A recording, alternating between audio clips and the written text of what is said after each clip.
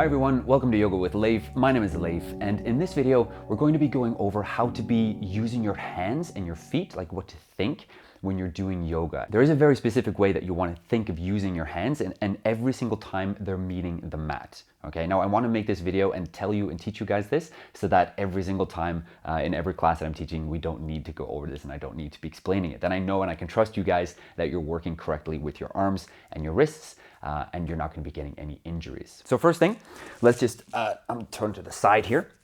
What you want to think when you place your hands, they're generally about a shoulder width apart. Okay, so whatever your shoulder is, about that width apart. We're going to place them on the mat, and then you want to think your index finger and your middle finger are pointing straight forwards. There are some people that think if you had a sixth finger between these two fingers, that one should be pointing straight forwards. Right? So a very common mistake, what I see often, is that people have more of these four fingers pointing forwards towards the front. But what you actually want to think is your index and your middle finger. So there's a slight rotation here, okay? So not here, but a little bit more there.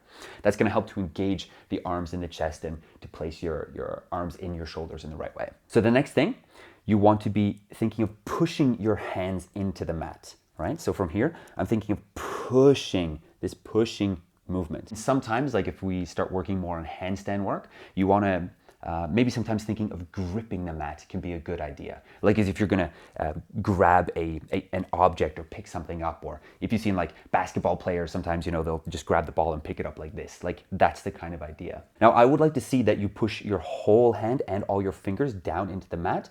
And then if you take a look at your nails, your fingernails, they should maybe be like a little bit white underneath them. Like that's how much we want to be pushing our hand down into the mat. Then we're building strength in our hands and our wrists and our forearms, and we're not going to be getting any inflammation or injuries. Next, what you want to think, let me just come up on all fours here, is you want to rotate the inside of your elbows forwards, okay? That's also going to help to place our arm and also engage our shoulder in the way that we want it to. And you also want to be spreading your fingers wide, okay? So none of this and none of this and no hands like this and that type of stuff. So really spread your hands wide and push them into the mat. Now, when it comes to your feet, it's kind of the same thing. Let's just say for example here, we have a hip width apart.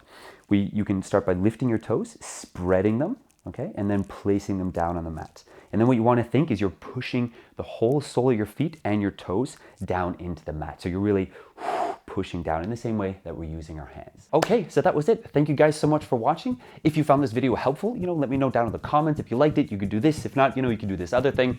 And please consider subscribing to become a part of this community. All right, guys, peace, namaste, and have a fantastic day.